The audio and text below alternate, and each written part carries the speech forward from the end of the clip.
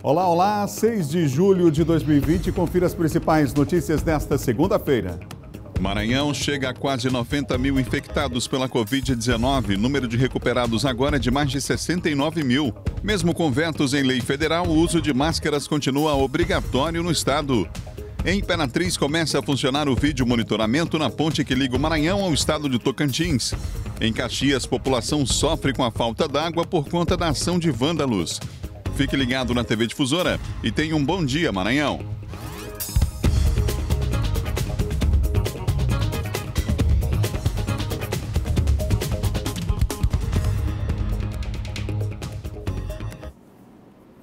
Vamos lá, hoje é segunda-feira, a semana está começando, como a gente diz, é hora de se encher de esperança que o dia já começou, gente. Aliás, a semana já começou. Que bom saber que você começa a semana com a gente para ficar bem informado. Até às 8 horas da manhã nós vamos junto, a informação não para aqui na TV Difusora. Um abraço a você que está na capital, você no interior acompanhando a nossa programação. No programa de hoje, daqui a pouco a gente vai voltar aí com o nosso quadro Trabalho e Emprego. E hoje a gente vai entrevistar uma especialista falando sobre qual é o perfil desejado para as pessoas que estão querendo se enquadrar aí no mercado de trabalho ou que já estão no mercado de trabalho nesse chamado novo normal, não é? E os empregadores, será que eles estão tendo mais cuidado no processo de seleção? Qual é o perfil exigido aí por esses empregadores a partir de agora, nesse tempo que temos, inclusive, aí uma necessidade, né, de que as pessoas tenham cada vez mais domínio sobre, por exemplo, a área tecnológica, já que muitos dos serviços, muito desse trabalho é feito à distância. Tem o home office, tem também o trabalho feito na empresa, mas o atendimento feito, por exemplo, à distância, que aumentou muito, né? E a gente vai falar sobre esse assunto, então, no nosso quadro Trabalho e Emprego daqui a pouco, tá bom? São 7 horas e mais 1 minuto, 7:01. Daqui a pouco o Silvio Alves volta para trazer os principais destaques do final de semana para você aqui na Difusora, e o John Coutri vem aí para falar de política, tá certo? A gente está só começando aqui o nosso Bom Dia. E continua a polêmica sobre o uso de máscaras para se proteger do novo coronavírus. Nesse fim de semana foi publicada no Diário Oficial a lei federal que trata do assunto e que desobriga o uso do equipamento de proteção individual em órgãos públicos e locais fechados, onde haja, por exemplo, reunião de pessoas. Mas no Maranhão, o uso continua obrigatório. Vamos ver na reportagem da Andréa Brito. Com mais de 1,5 milhão de casos confirmados e 62 mil mortes no país provocadas pela Covid-19, o uso das máscaras continua no centro das discussões quando o assunto é se proteger do novo coronavírus. Ao sancionar a lei federal, o presidente Jair Bolsonaro vetou a obrigatoriedade do uso da máscara de proteção individual em órgãos e entidades públicas e em estabelecimentos comerciais, industriais, templos religiosos, instituições de ensino e demais locais fechados. Nas ruas, as pessoas começam a relaxar o uso do acessório. Na Avenida Litorânea, por exemplo, as pessoas que lotaram bares, calçadão e a faixa de areia, poucas usavam máscaras, embora concordem com a obrigatoriedade do uso. Esse uso de máscara tem que servir para todos, né? Porque a gente, devido a essa pandemia, a gente tem que usar. Como a gente pode ver, tem várias pessoas sem usar máscara aqui na praia, entendeu? Eu acho que isso meio diferente um pouco ainda. Eu defendo a prevenção. A prevenção, porque a prevenção não está com relação a mim, a prevenção é com relação ao outro. Ou seja, em local fechado, ou aberto, ou em qualquer sentido. Socorro foi à praia com a filha, mas não abre mão da máscara, mesmo para dar uma volta ao ar livre. Em qualquer lugar que seja, tem que ser. Até em casa, eu trabalho, eu chego, já coloco a roupa na máquina, aí de vez em quando a gente fica de máscara, não toda hora que ela se sente mal, né? Mas até em casa a gente de vez em quando coloca, né? E visita jamais. Apesar da lei federal, o uso de máscaras em órgãos públicos segue obrigatório no Maranhão, conforme informou em nota a Casa Civil do Estado, seguindo a orientação do Supremo Tribunal Federal, que garante a estados e municípios a decisão de ter regras mais restritivas no combate à pandemia.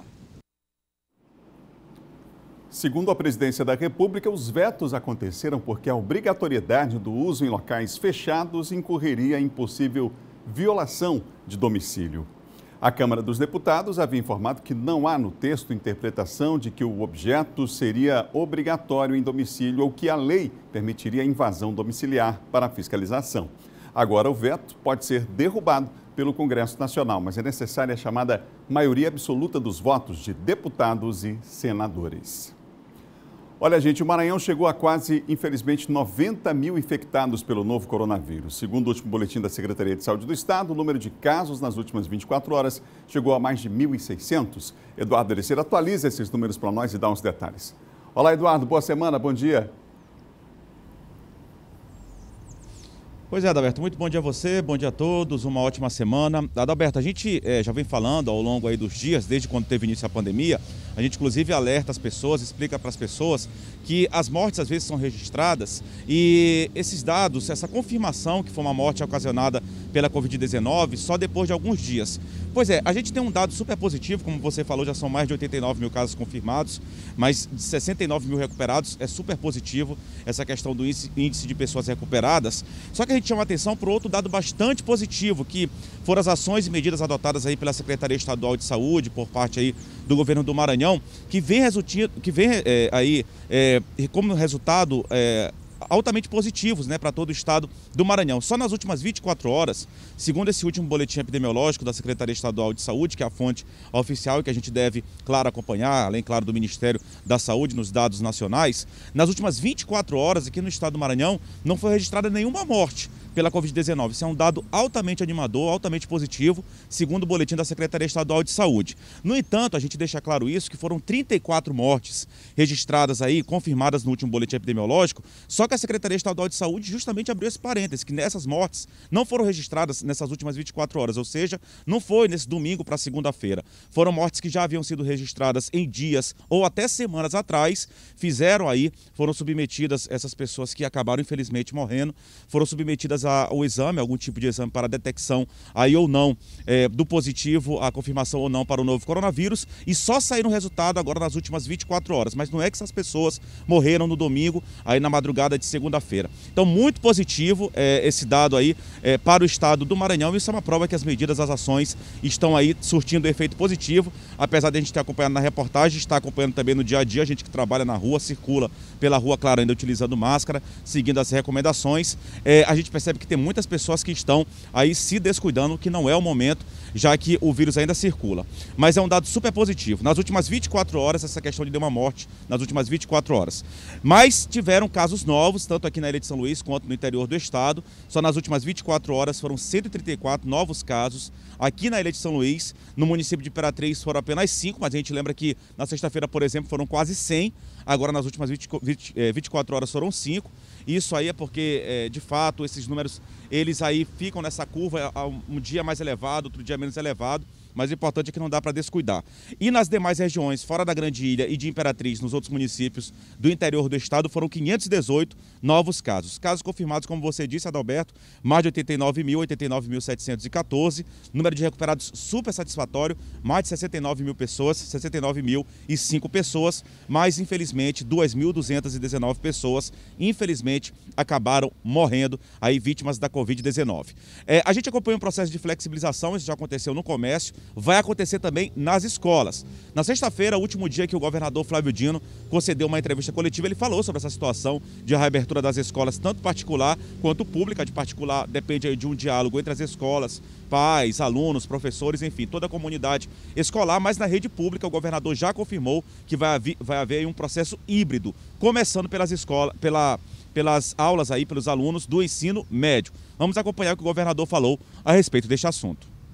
A ideia inicial na rede estadual é retomar as aulas pelo terceiro ano do ensino médio, pelos motivos que já elenquei, e retomar mesmo assim mediante esse sistema híbrido, ou seja, atividades presenciais e atividades não presenciais, material estruturado, apostilas, videoaulas, como mencionei, e a presença em alguns dias nas escolas, para nós irmos exatamente sentindo o modo como esse modelo funciona na prática. Pois é, Adalberto, então está aí o governador falou sobre vários assuntos, vem falando sobre vários assuntos, inclusive para informar a população, né? Esse assunto da educação, das aulas, do retorno das aulas, interessa bastante, aí muita gente, bastante pessoas, então ouvir a palavra do governador, deve voltar às aulas, só lembrando, a partir do próximo mês de agosto, dessa forma híbrida, começando por uma parte aí dos alunos, primeiro aqueles maiores, aqueles do ensino médio, e depois voltando aí gradativamente, como tem acontecido em todos os setores. Só para finalizar, Adalberto, dados do Ministério da Saúde, dados nacionais, já totalizam mais de 1.600.000 casos confirmados. A gente falou ainda na semana passada sobre essa possibilidade de ultrapassagem de 1 milhão aí de casos, 1,5 milhão de casos confirmados, já tinha passado 1 milhão, 1,5 milhão já ultrapassou bastante. 1.603.055 casos da Covid-19 em todo o país. Número de pessoas mortas, quase 64.867 pessoas, infelizmente, morreram vítimas aí do novo coronavírus. O número de pessoas recuperadas é um número considerado alto, mas é o que a gente sempre fala, toda a vida é importante e tem muita gente que, infelizmente, já morreu. O número de recuperados, 906.286 pessoas já venceram a batalha contra o novo coronavírus. A gente volta com você, Adalberto Melo, desejando uma ótima semana a todos. Obrigado, Eduardo, pelas informações. É o nosso Eduardo Ericeira participando aqui do Bom Dia.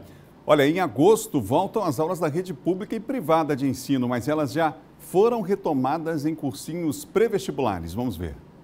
Nesse curso pré-vestibular, até agora as aulas estavam sendo transmitidas pela internet.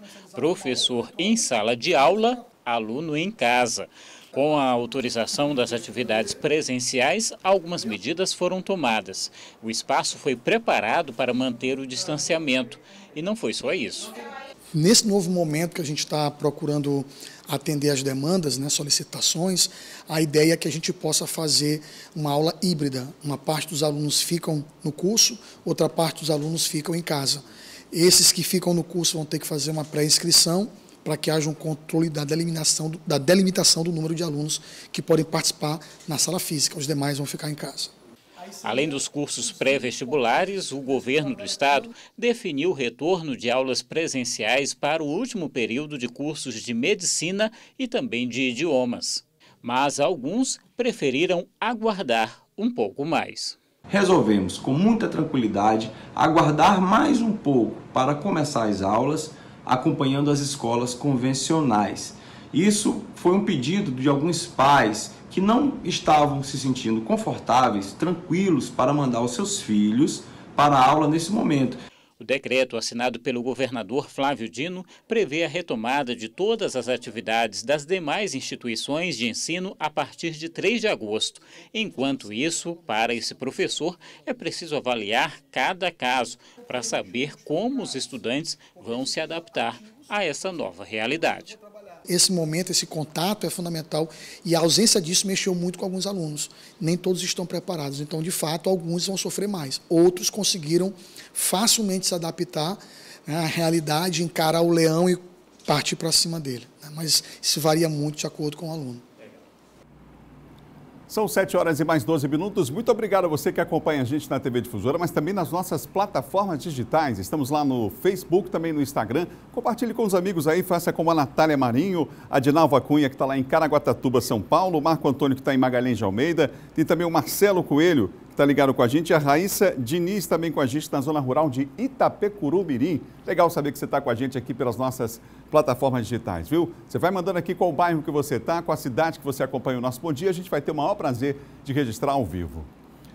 Já começou a funcionar o vídeo monitoramento na ponte que liga os estados do Maranhão e Tocantins. Vamos ver na reportagem de Luiz Carlos Lima.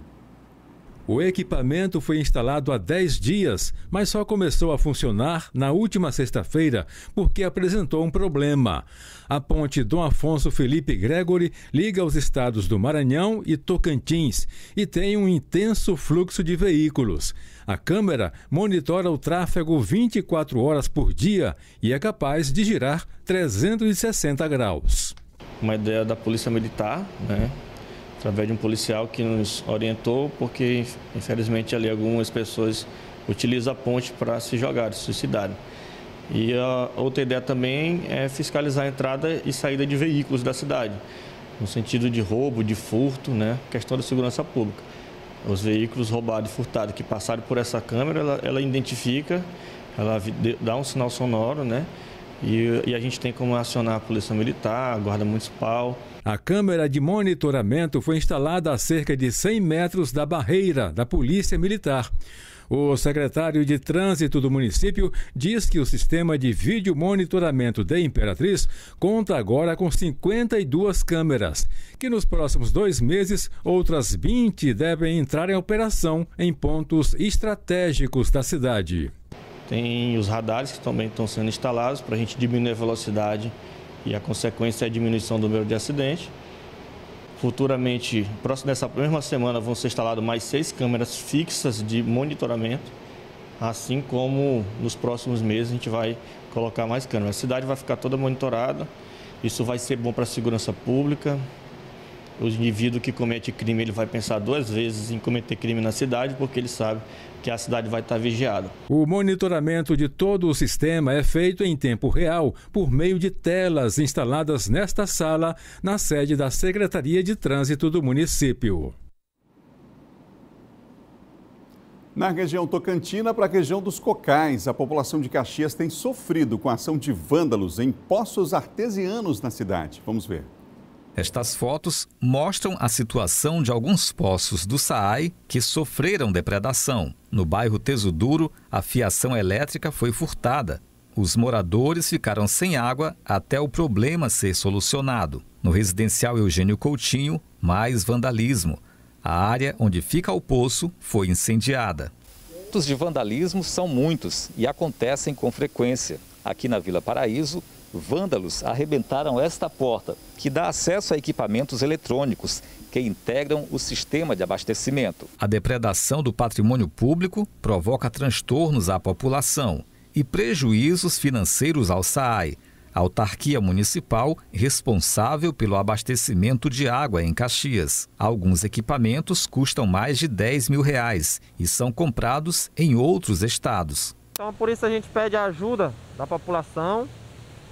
Ligar para o 115, o número você pode ligar de telefone fixo, não custa nada, o número é grátis. Telefone celular, aparelho celular, para que sim o SAAI tome as medidas cabíveis, né? Que no caso é abrir um boletim de ocorrência, para junto com a guarnição municipal do município ou a polícia militar, fazer as rondas nesses bairros, né? Evitando assim esses vandalismos. A população pode denunciar o vandalismo ligando para o telefone 115 do SAAI. A ligação é gratuita. A gente tem a guarnição municipal nos apoiando, a Secretaria Municipal de Segurança do nosso município. A gente sempre pede o apoio da população, que seja o ato mais rápido, né? Impressionante, uma ação criminosa, não é? Deixando muita gente sem água lá em Caxias. São 7h17. Confira agora o nosso giro de notícias. O secretário estadual de Saúde, Carlos Eduardo Lula, foi eleito presidente do Conselho Nacional de Secretários de Saúde neste sábado. A votação foi realizada durante uma assembleia virtual com gestores dos 26 estados e do Distrito Federal.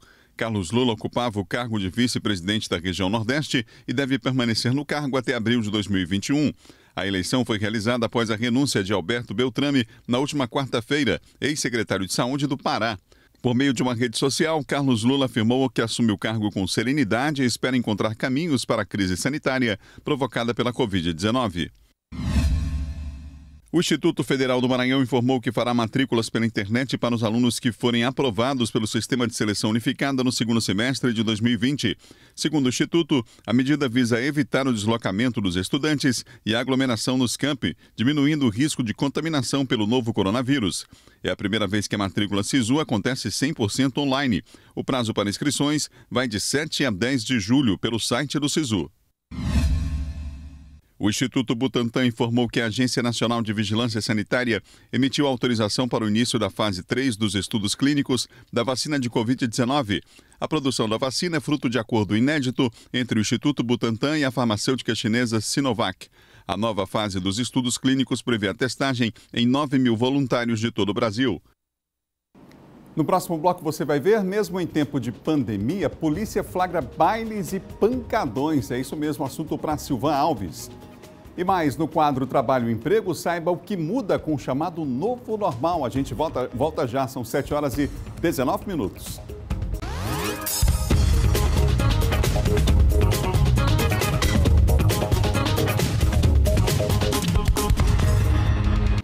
São 7 horas e mais 22 minutos, você ligado no Bom Dia Maranhão, muita gente acompanhando o Bom Dia aqui nas nossas redes sociais. Um abraço pessoal que acompanha a gente também aqui nas redes sociais. A Natália acompanhando a gente lá em Itapecuru Mirim, o pessoal também mandando mensagem aqui, acompanhando nas redes sociais, no Facebook, também no Instagram.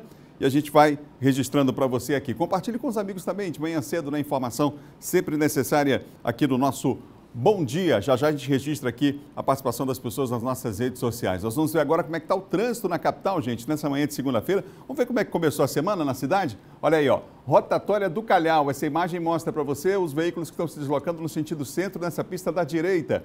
Aí você tem, portanto, a rotatória do Calhau, olha só, veículos que deslocam para o centro. Essa é a Avenida Carlos Cunha, essa da direita, está em frente à Polícia Militar, ali no comecinho da Carlos Cunha. Ali já no cantinho aí tem a Polícia Militar, o comando da Polícia Militar, você vê na imagem, tá bom? Vamos mostrar um segundo ponto para você? Mais um ponto para você agora, retorno do São Francisco, vamos para lá? A gente vai mostrar para você o retorno do São Francisco nesse instante, olha só, como é que está o trânsito lá. O pessoal que está, muita gente aí, né, na parada de ônibus aguardando aí para o trabalho, e essa pista da esquerda é a pista do pessoal que está vindo da Avenida Castelo Branco, as pessoas estão vindo do centro, tá bom? E que vão se deslocar ali para a Ponta da Areia, enfim, aquela rotatória que fica, que dá acesso, inclusive, à Ponta da Areia. Agora a gente vai para mais um ponto, agora a Avenida Daniel de Latouche com Holandeses, aí está. Olha como é que está o trânsito. Essa pista da esquerda é aquela das pessoas que vêm lá do bairro do Araçagi, né, que vem do Olho d'Água também. Até que está tranquilo nesse momento o trânsito, né? Considerando que a gente, inclusive, não tem a volta das aulas ainda, as aulas só em agosto, mas caso contrário, esse horário já era para estar bem complicado o trânsito aí nesse setor, inclusive com a participação de agentes da SMTT. Mas, por enquanto, tranquilo. Mais um ponto da cidade, agora o acesso ao centro, aí o Parque do Bom Menino, que está sendo todo reformado, inclusive. As Cajazeiras, Alexandre Moura, tá aí, ó, essa via que dá acesso, os ônibus estão fazendo aí, estão seguindo no sentido Deodoro, muita gente aí acompanhando a nossa programação também nos ônibus, nos coletivos nessa manhã. Um bom trabalho, uma boa semana para você, para sua família, de muita saúde. A cidade começou assim, com tranquilidade essa segunda-feira, né, gente? As imagens são em tempo real da Central de Monitoramento da Secretaria Municipal de Trânsito e Transportes. 7 horas e mais 24 minutos, são 7h24. O Corpo de Bombeiros da capital está testando drones que podem melhorar o trabalho deles, principalmente na orla marítima. A ajuda que vem do alto pode salvar vidas. A tecnologia ajudando a salvar vidas no mar. É o que o Batalhão de Bombeiros Marítimos pretende com o uso de drones nos salvamentos aquáticos. A apresentação técnico-operacional, que aconteceu no fim de semana na praia de São Marcos, testou o equipamento durante uma simulação de afogamento. O projeto piloto visa melhorar o tempo-resposta nas ocorrências. Nós estamos empregando tecnologia aqui exatamente para aprimorar esse resgate, né, dar mais velocidade, diminuir o tempo-resposta, que é tão importante nesse tipo de ocorrência. Nos testes, os bombeiros avaliaram a precisão do aparelho diante dos ventos fortes nos 17 quilômetros de praias atendidos pela corporação em São Luís. As imagens são captadas por uma câmera de alta resolução instalada no drone e transmitidas em tempo real para um tablet que fica com o piloto. A boia também fica acoplada ao equipamento, que é a prova d'água. Uma ajuda que vem dos céus para auxiliar os bombeiros que estão na água ou na areia. Nós consideramos que a atuação do guarda-vida é algo insubstituível. Nós estamos apenas utilizando mais uma ferramenta para auxiliar o guarda-vida, né, e aprimorar esse atendimento às vítimas de afogamento. O aparelho pesa quase 3 quilos e tem capacidade de carga para mais 1 quilo, velocidade de até 57 quilômetros por hora e alcance de 1.600 metros de distância e pode atingir até 120 metros de altura, como permitido por lei. Os testes com o drone encerraram a semana de festividades pelo Dia Nacional dos Bombeiros, comemorado no último dia 2 de julho. A importância disso é porque o bombeiro trabalha sempre diminuindo o tempo-resposta. Quanto mais rápido nós chegarmos a quem está necessitando do socorro, mais possibilidade nós temos de salvar uma vida. Fechamos assim com chave de ouro, porque nós estaremos demonstrando que é altamente eficaz essa combinação tecnologia com conhecimento técnico profissional dos nossos militares.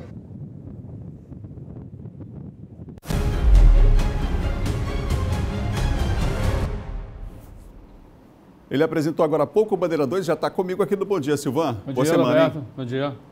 Silvana, esse fim de semana, uma festa chamada Baile da Santinha foi realizada no bairro da Vila Cafeteira, em Passo do Lumière. Agora, de Santa, essa festa parece que não tinha muita coisa, não. Não tinha nada, não, de Santa, porque lá os próprios moradores é que fizeram essas imagens aí, porque logo cedo a polícia sabia da existência desse baile, ou que estava havendo a programação para acontecer esse baile aí. A polícia foi lá, falou com os organizadores, avisaram eles de que não poderia ocorrer a festa, porque aglomeração aí, olha por causa da aglomeração, isso aí fere os decretos estaduais e municipais, etc. E aí, quando a polícia foi embora, eles realizaram a festa, né, com toda essa aglomeração de gente aí. Você pode conferir aí nas imagens, não vê uma máscara só, ninguém de máscara aí na festa aí, que era o paredão Baile da Santinha, lá inclusive com prêmio lá, para mulher que tivesse lá, novinha que aparecesse lá com menor decote e tal, ganhar uma grade de cerveja e coisa e tal. Os moradores, além de estarem incomodados com a questão da aglomeração, a perturbação do sossego público levou os moradores a gravar as imagens e telefonar para a polícia. Aí foi que a polícia foi lá, isso já por volta de 22h30, para terminar o Baile da Santinha, mandando todo mundo embora. E terminou? Terminou, a polícia dispersou, mandou todo mundo embora. Lá em São Paulo, eu vi algumas imagens desse fim de semana, São Paulo, no Rio, pessoas em situação semelhante e a chegada da polícia e as pessoas gritando, não vou sair, e permanecendo no local. Eu vi também no Rio de Janeiro, São Paulo, as pessoas, né? inclusive partindo para cima dos agentes de vigilância sanitária e tal, né? Uma questão onde as pessoas não entenderam ainda bem que aquilo é para o próprio bem delas. Exatamente. Né? Acho que não caiu a ficha ainda, infelizmente, com tanta gente que já morreu com essa situação. Quer dizer, não estamos numa situação normal ainda, gente. Isso é fato, tá bom?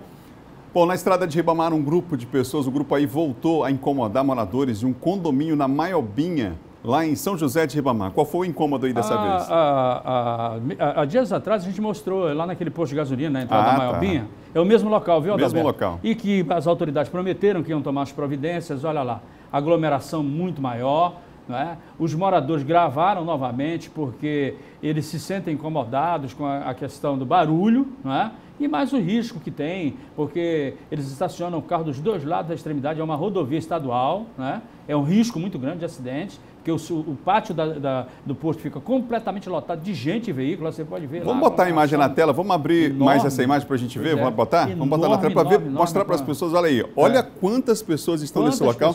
Já é pelo menos o segundo final de semana seguido que a gente está mostrando aqui, né? Está mostrando isso aí. E além, a coisa fica tão cheia no pátio do próprio posto de combustível, de gente e veículo, que eles estacionam nas duas extremidades da rodovia lá. Fila, não pode estacionar em rodovia estadual, né? Do outro lado também outra fila de veículos e no canteiro central.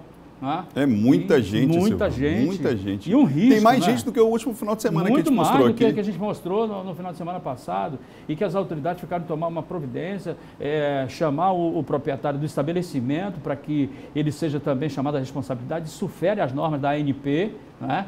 A Agência Nacional de Petróleo, ele sabe disso, que é um risco você aglomerar muita gente assim, onde um local onde há material de alta combustão, né, podendo correr o risco de haver uma explosão. Além da questão sanitária, que é a questão da saúde pública. Bem lembrado. 3 pescadores desapareceram misteriosamente depois de terem saído em um barco do Porto do Braga, no município de lá em Raposa, né? Exatamente. O que chama atenção, Adalberto, que é estranho, é que eles estão sumidos desde o dia 25, que eles saíram. As buscas estão sendo feitas, por enquanto, só por familiares do André Silva e do Augusto Maranhão, e mais o Lucas, que são os 3 que estão desaparecidos, pelos próprios pescadores. Ainda não há ação da capitania e nem do CTA para localizar esses trabalhadores aí. O que os pescadores encontraram até agora nas buscas que foram feitas, encontraram as garrafas que eles levaram com café, uma caixa de isopor, as redes de pesca que foram encontradas, os sinalizadores e a bandeira do barco. Nada nem destroços do barco, como se tivesse ocorrido um acidente, os destroços seriam encontrados em alto mar. Não foram encontrados destroços e não há nenhuma pista até agora dos 3 pescadores que continuam desaparecidos. Obrigado, viu, Silvão? Boa semana para nós. Boa semana. Bom dia. Bom dia, Silvão. São 7h31, gente. 7h31 agora. Bom, nós vamos falar de trabalho e emprego aqui no Bom Dia.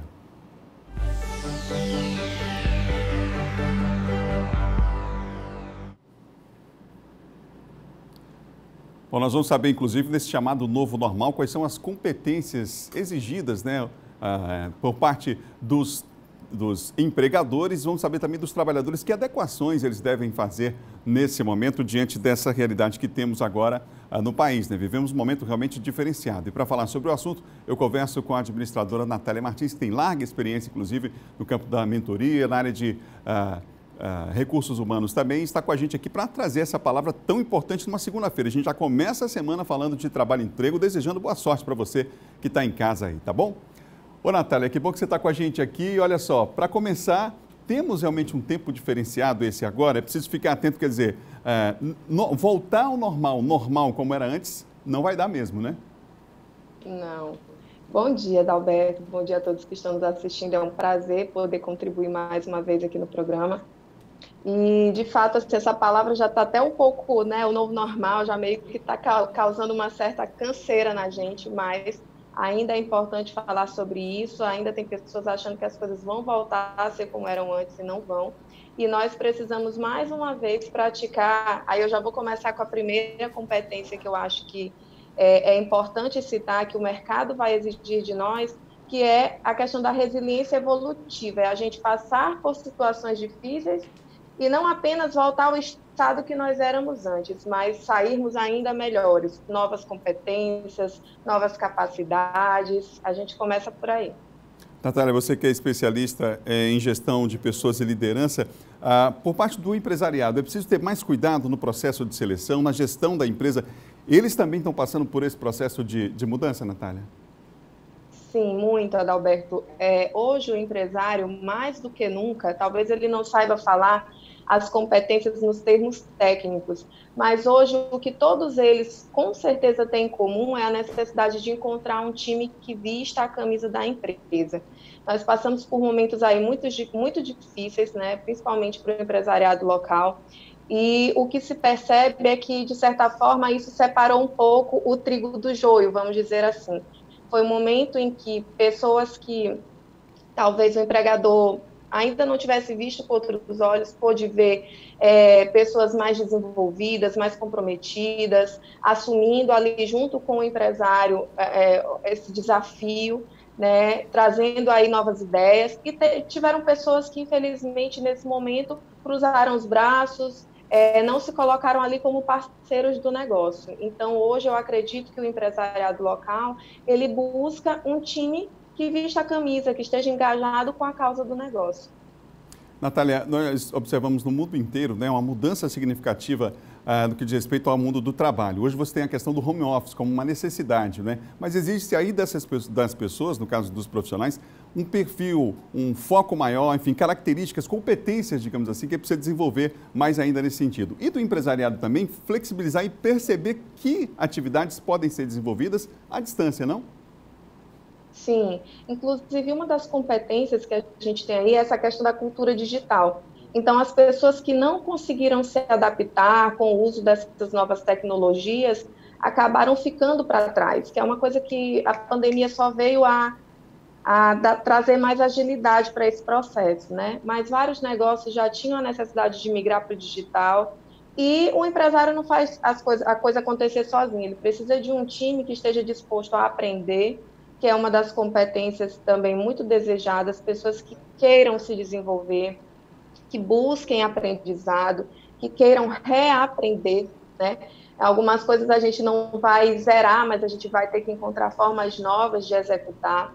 E dentro desse ambiente digital, entra a questão do home office. Tem pessoas que, eu pelo menos já trabalho home office há mais de um ano, mas para algumas pessoas isso era uma coisa completamente nova, não sabiam usar as plataformas, não tinham familiaridade com o uso de alguns equipamentos. Então, tudo isso acabou mostrando um pouquinho as pessoas que já estavam mais atualizadas, as que não estavam, e teve pessoas, Adalberto, que responderam muito rápido, que logo aprenderam e hoje estão fazendo disso já o seu novo normal.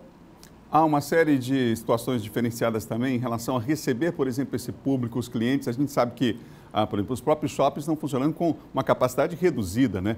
As empresas tiveram que ter uma velocidade, digamos assim, muito rápida para dar resposta a essa questão preocupante de todos, que é a questão de saúde pública também, não é, Natália? Sim, isso, muitas empresas fizeram um plano de retomada, fizeram um estudo da necessidade de trazer aí acessórios, trazer novas rotinas, novos protocolos, porque o cliente ele não fica em um ambiente onde ele não se sente seguro. Então, a gente tem aí, como a gente viu na matéria, né, pessoas que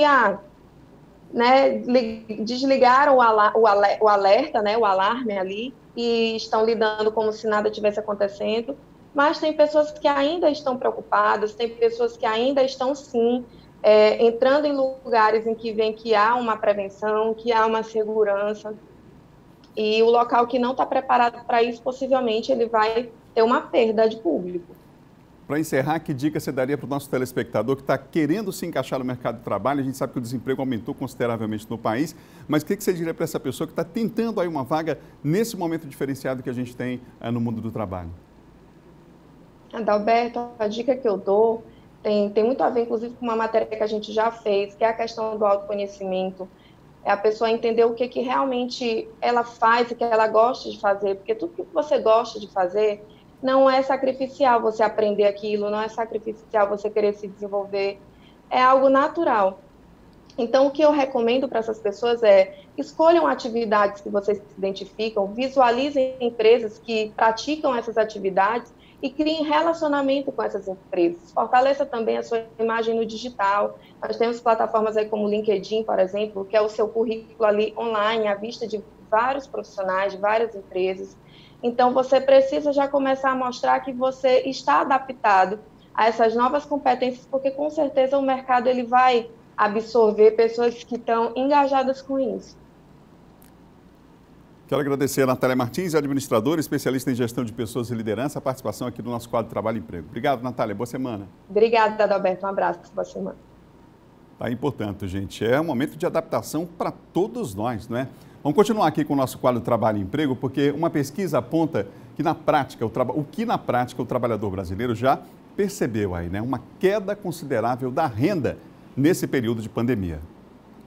Até antes da pandemia, o Joilson, que é professor de dança e coreógrafo, dava aula para 6 turmas. Com o avanço da Covid-19, as atividades foram interrompidas e a renda dele caiu consideravelmente. Os últimos meses, segundo ele, foram bem difíceis.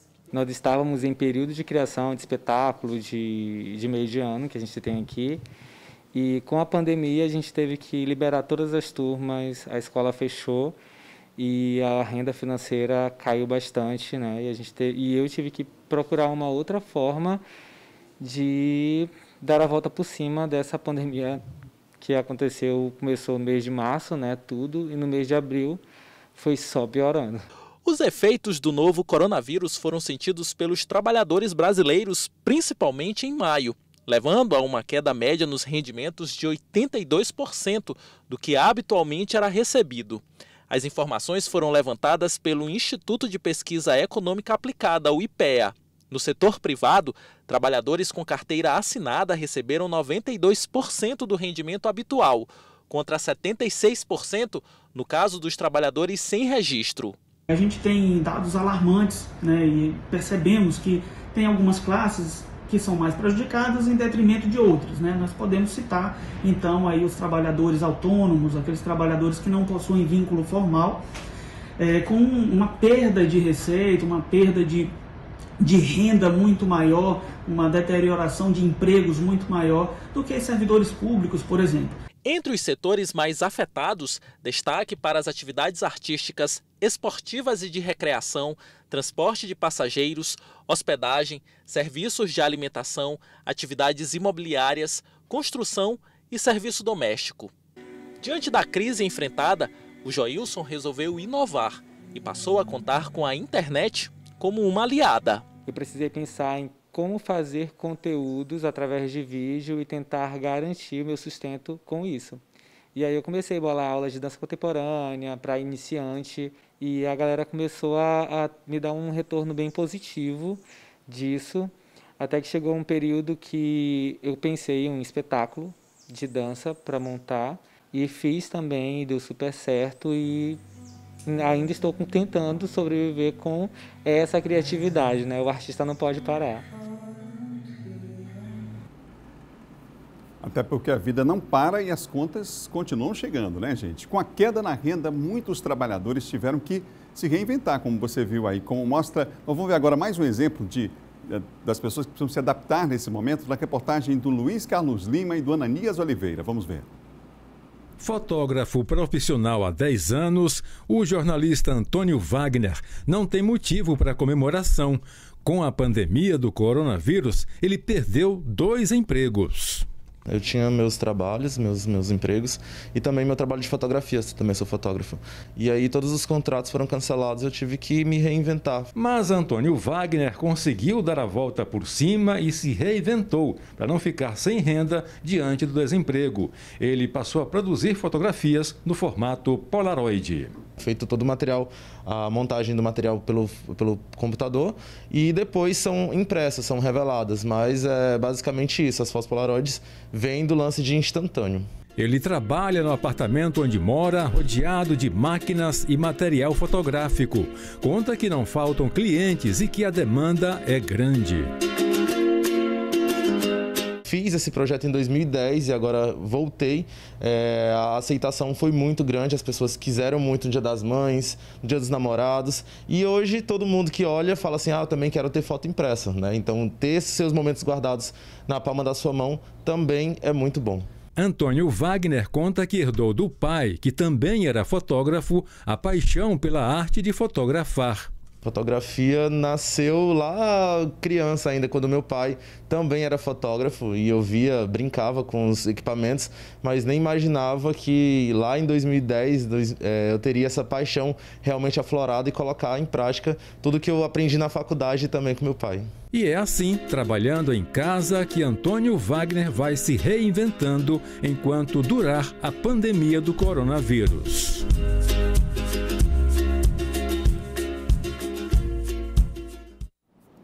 Próxima segunda-feira a gente vai estar de volta aqui com o quadro Trabalho e Emprego. Se você tem sugestões, mande para nós aqui para o Sistema Difusora por e-mail, tá bom? Participa com a gente lá nas redes sociais também, dando sua sugestão de tema para o nosso quadro Trabalho e Emprego. No próximo bloco, vamos falar de política. Neto Evangelista recebe novos apoios essa semana, assunto para John Coutrin já. E mais, os cuidados com uma brincadeira que, olha, pode virar coisa séria. Você vai saber qual é depois do intervalo. São 7h44 agora.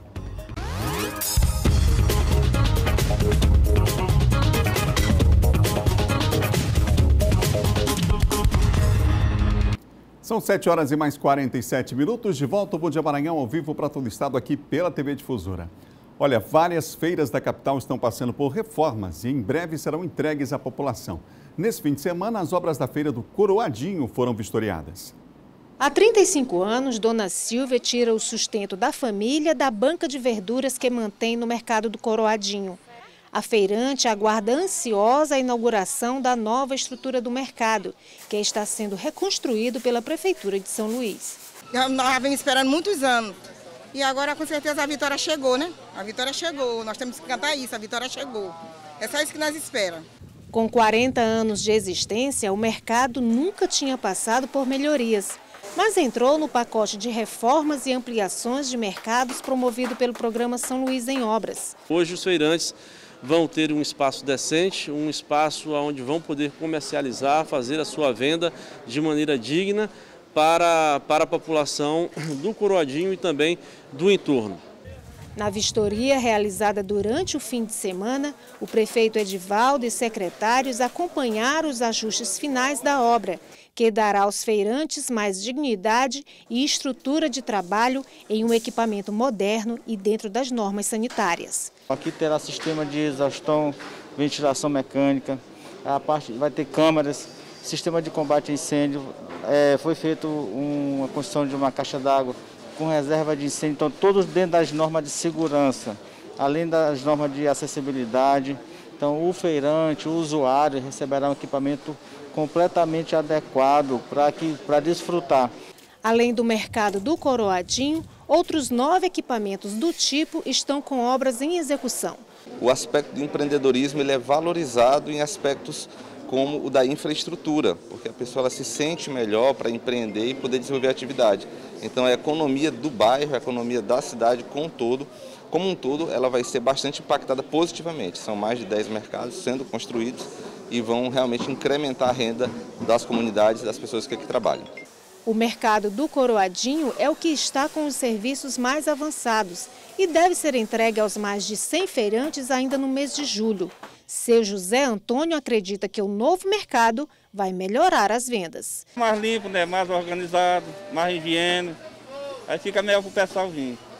Melhorias aguardadas também pelos consumidores. Fica uma maravilha, porque antes quando chovia enchia tudo. Fazia uma bagunça, era cheia de lama, água mesmo, a gente tinha que estar andando pulando. E agora aquela nova vai ser tudo de bom.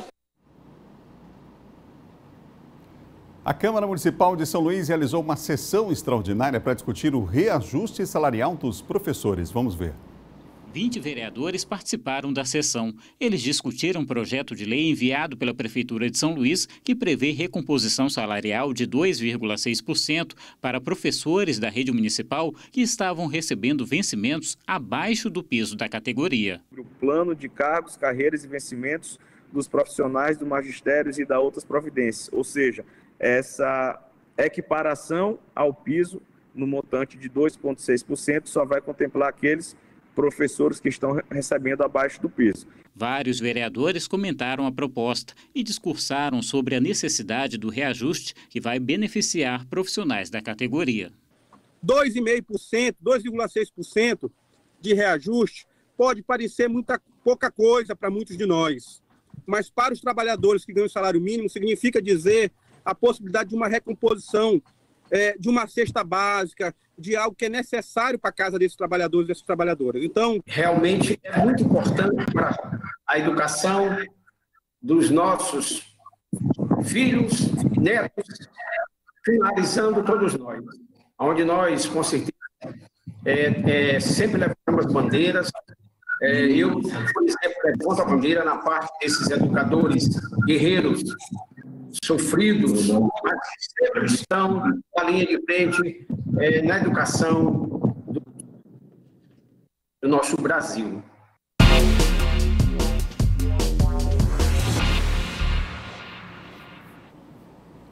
Semana está começando comigo, John Coutrin. John, bom dia, boa semana para você. Boa semana da Aberta a todos.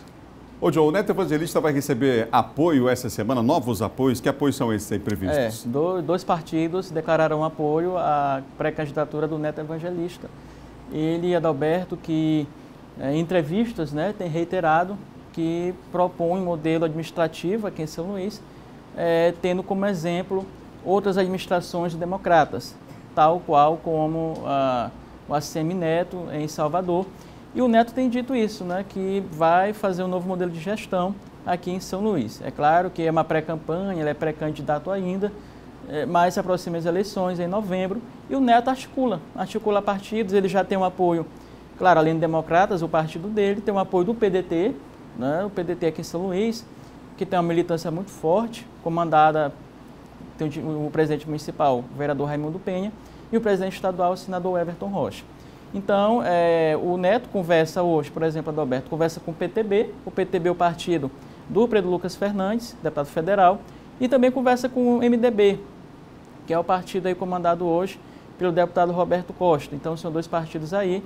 Nós temos aí também PRTB, que é outro partido que não declarou apoio a ninguém, e outras legendas aí também que podem fazer parte da articulação da candidatura do Neto. Falando em candidatura e em apoios, o próprio outro candidato, o pré-candidato do PCdoB, Rubens Pereira Júnior, recebeu apoio da senadora Elisiane Gama, que é do Cidadania, e o Rubens também vem trabalhando bem nessa questão de apoios. Ele já tem aí o PCdoB, que é o partido dele, o PP, Democracia Cristã, e o PMB. E pode somar também, além do Cidadania, confirmado pela senadora Elisiane Gama, o Partido dos Trabalhadores. Então, movimentações intensas, Adalberto, relacionadas às pré-candidaturas aqui na capital, começam a se divulgar aí pesquisas eleitorais, mas, é claro, nós estamos num cenário de pandemia, não há um interesse ainda muito grande por parte do eleitor em relação às eleições, e isso vai começar a mudar à medida que passe a pandemia e também se aproxima o dia das eleições. Ô, John, atacado por apoiadores do Bolsonaro, o FEDER recusa aí o convite para ir para o Ministério da Educação. Aliás, que pasta difícil dos últimos anos essa da educação, difícil demais. Há 2 semanas que o outro ministro recusou, e hoje, aliás, no final de semana, o Renato Feder, que é secretário estadual do Paraná, ele recusou, mas na verdade, Adalberto, ele tentou sim ser ministro, mas diante de um bombardeio por parte de aliados do presidente, da ala ideológica, chamada ala olavista, e também por parte dos militares que não aceitaram o nome dele. Então, nas redes sociais, foram atrás do histórico dele e viram que o Renato Feder foi o financiador da campanha, nada menos do que do João Dória. Olha só, o João Dória é arqui-inimigo do presidente Bolsonaro, então eles não queriam ter um ministro que tem ligações, né, com o João Dória e com partidos de centro e políticos de centro, como o próprio Renato Feder, né, ele tem essa ponte, essa ligação.